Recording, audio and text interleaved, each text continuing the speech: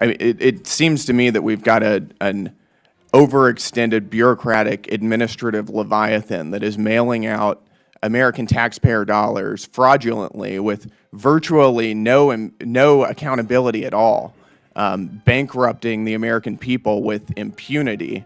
And this is from a federal government that ostensibly works in the interests of American citizens, is instead wasting our taxpayer dollars on a scale that is difficult to fathom. I think this is precisely why we need DOGE so badly to get this nonsense under control. Could you remind us, in fiscal year 2024, what was the amount of improper payments that were sent out? $162 billion. Okay. And which agencies were primarily responsible for that?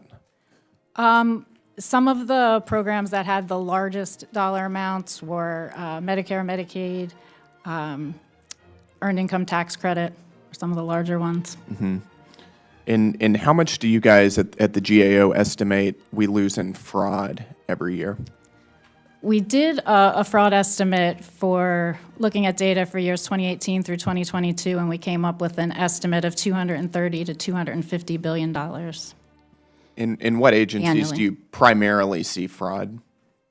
That Where do you estimate see was it the based most? across all programs. Okay, got it. So if I'm in, let's just use a specific example. If I'm a fraudster and I want to collect unemployment checks that I shouldn't be receiving, and I steal somebody else's identity to do that, and I apply to the Department of Labor, what are the processes that you would expect to see the Department of Labor go through to ensure that I don't improperly or fraudulently receive a check?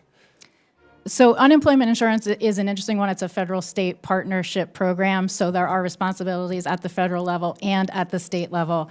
As I mentioned, really having those preventative controls in place, doing those data matching checks are some of the key controls that you could expect to see to have an entity have in place. And in this case, you need to have those types of controls in place at the state and at the federal level. What do we actually see on a realistic basis? How often are some of these checks actually applied?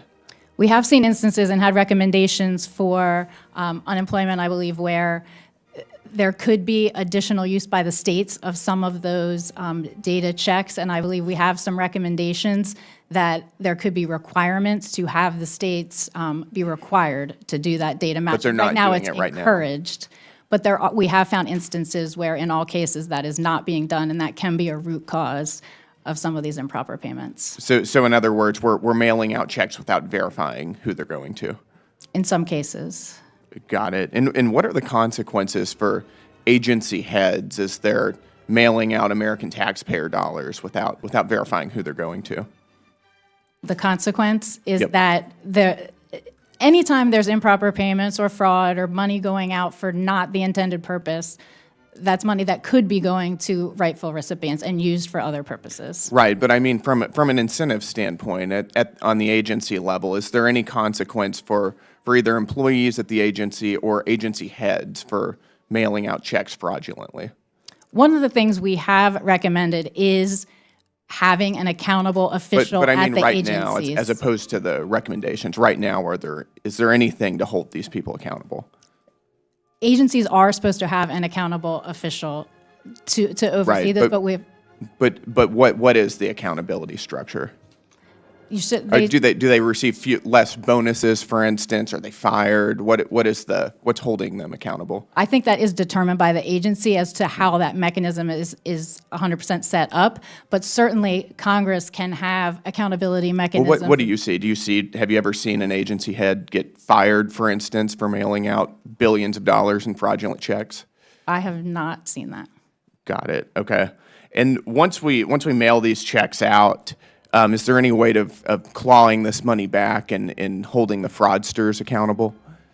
That's what you're saying. The pay and chase model is not generally effective. There are requirements that anytime there is an improper payment, agencies are supposed to attempt to get that money back.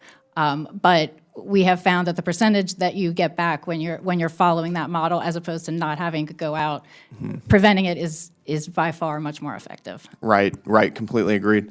I mean, it seems to me that we've got an overextended bureaucratic administrative Leviathan that is mailing out American taxpayer dollars fraudulently with virtually no accountability at all, bankrupting the American people with impunity.